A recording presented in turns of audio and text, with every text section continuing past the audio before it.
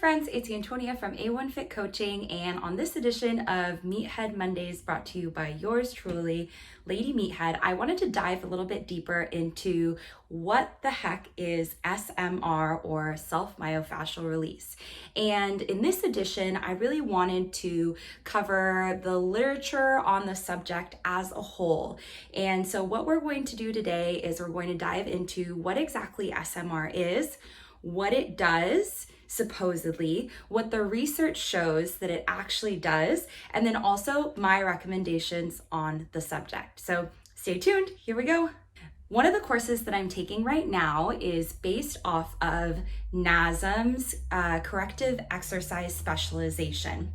So as you guys may or may not know, I am a NASM certified personal trainer. However, that does not mean that I necessarily agree with everything that they have to say. So let's go ahead and get started. The 2014 revised first edition of the NASM textbook on corrective exercise training, they define SMR, or self-myofascial release, as SMR allows clients to achieve the desired effect of soft tissue mobilization, reestablish neuromuscular efficiency in the body, and to avoid injury.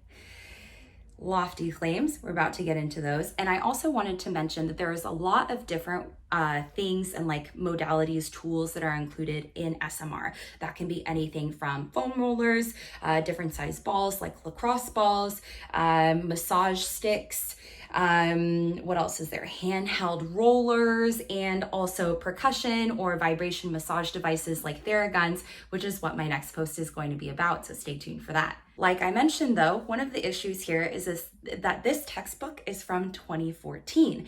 And as we know, research is constantly evolving and they're always coming out with new information. So we're going to dive into this a little bit further. What does the current research on this topic even say? So there are two studies, one that was published in 2019 by Hughes and Raymer, and then another from 2018 by Laimi. They show that the effects of SMR, self-myofascial release, are constrained to moderate and acute effects in pain levels. So what does this mean? This means that if something hurts, your muscles feeling tight, you foam roll, for example, you are going to feel less pain for a very short amount of time. So this is the same thing that I commented on in my last video, specifically about foam rolling.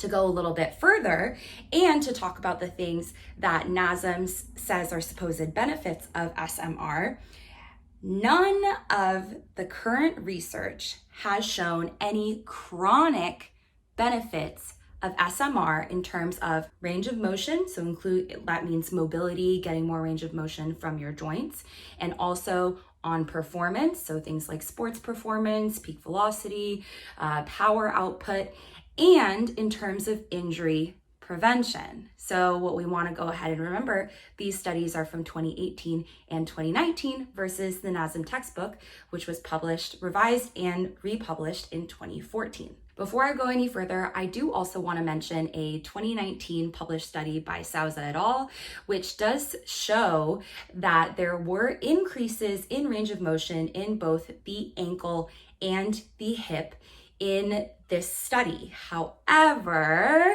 there are many limitations to the study, which include, first of all, the study was only done on 14 healthy men. So we don't know if this is also transferable to women or to unhealthy populations.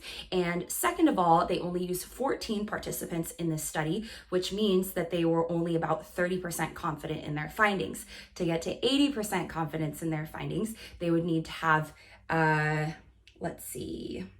63 participants. That's a lot more than 14. So in my opinion, is SMR worth it? Should you do it? It doesn't really matter at the end of the day. If you like doing it, if you think that it makes you feel better in the moment, it's totally fine, because that's actually what it does. However, we can absolutely not say with any degree of confidence that it does positively affect chronic markers of increased range of motion, injury prevention, or sports performance. So how to use this in your day-to-day training. So you can do these SMR techniques once a day. You want to spend between 30 and 90 seconds on trigger points, aka that spot that feels extra fun when you go over with the foam roller, lacrosse ball, massage stick, whatever sort of modality you want to use. Lastly, if this isn't obvious, I feel like there is such a huge importance on being able to stay up to date with the current research and also being open to changing your mind about facts as science develops and backs them up.